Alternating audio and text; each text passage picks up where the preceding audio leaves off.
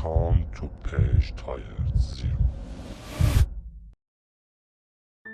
سلام، امروز در خدمت شما هستیم با آموزش ابزار اینترودر بر روی ابزار بروت، ابزار معروف به چاقو سوئیسی ارزیابی وبسایت ها. خب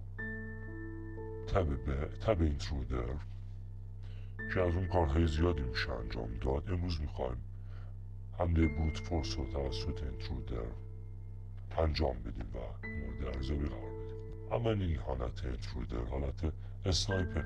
در این حالت ما میتوانیم یا قسمت اون مورد تغییر قرار بدیم و پیلود خودمون رو روی اون مورد اعمال کنیم.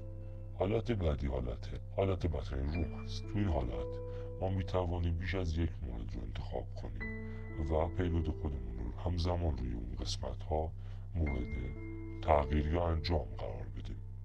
در حالت بعدی ما این قابلیت رو داریم که هر تعداد که بخوایم انتخاب کنیم و به ازای هر قسمتی که انتخاب کردیم پیلود خودشون انجام بدیم.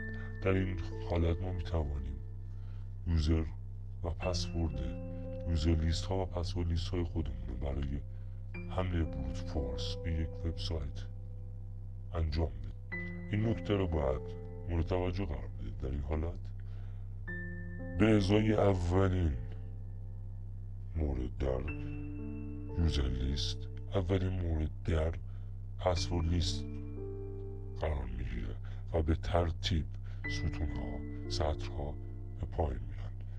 ولی در حالت بعدی ما میتوانیم به ازای هر انتخابی یک پیلود داشته باشیم، ولی با این تفاوت که اگه در قسمت اول یوزر لیست رو قرار بدیم و در قسمت دوم پسورد لیست رو قرار بدیم، به ازای هر یوزر تمامی پسورد ها در ابتدا ارزیابی و بعد سراغ سطر بعدی پسورد ها و پسورد بعدی بررسی می شود. در این حالت تمامی حالت های پسورد ها با تمامی حالت های یوزر ها مقایسه می شود.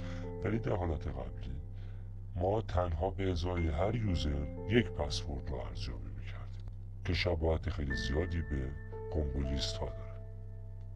ولی در حالت کلاستر بوم به این صورت عمل نمی کند، چون به ازای هر یوزر تمامی پسورد ها مقایسه می شود و با این ترتیب تمامی حالت های مقادیر ورودی با هم بررسی می شود.